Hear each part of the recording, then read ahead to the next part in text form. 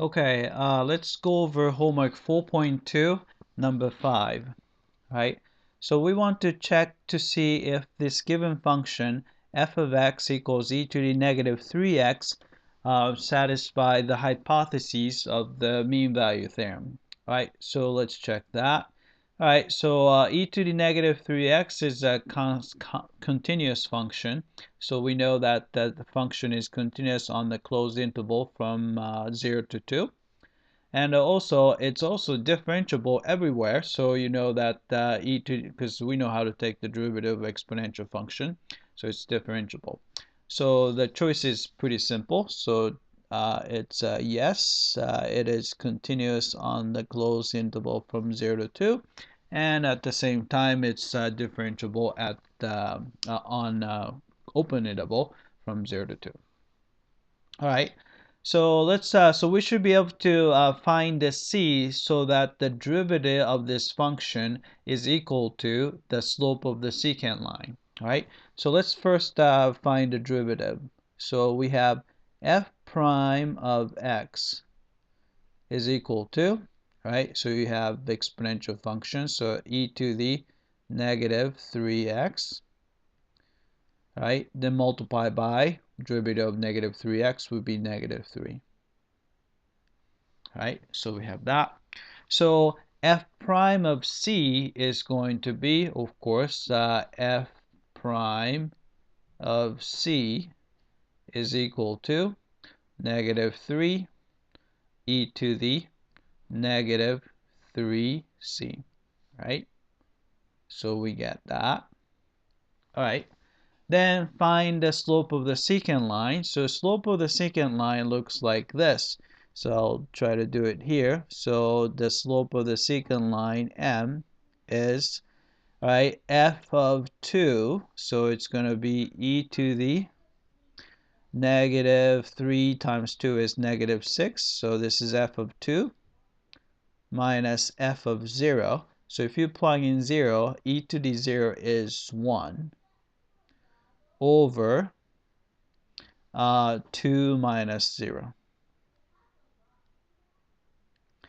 All right, so you get negative e to the negative 6 minus 1 over 2.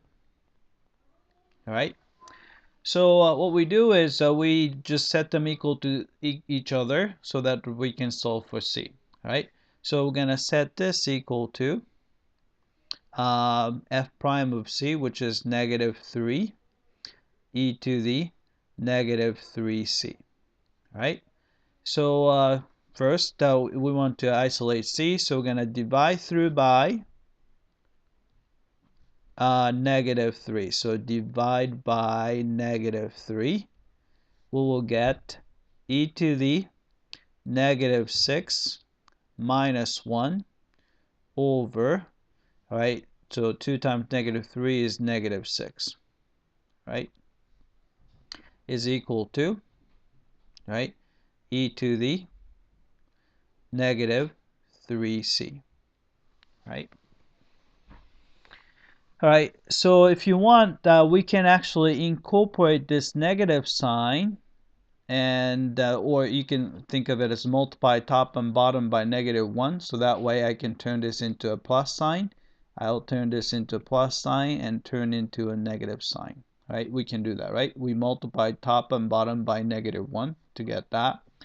All right, then in order to isolate c, we're gonna take the natural log of both sides. All right, so we take the natural log of both sides. We'll get natural log of 1 minus e to the negative 6 divided by 6, right? Which is equal to natural log of e to the negative 3c, right? So natural log and e cancel out because they are inverses of each other. So you just get the negative 3c, right? Then finally, we can just divide through by negative 3 so that we get negative 1 over 3 natural log of, maybe we should put parentheses here, 1 minus e to the negative 6 over 6, right? So this is equal to c, right? So that's why we get negative 1/3 natural log of 1 minus e to the negative 6 over 6, which is exactly the right answer right there. All right, that's it. I hope that this was clear.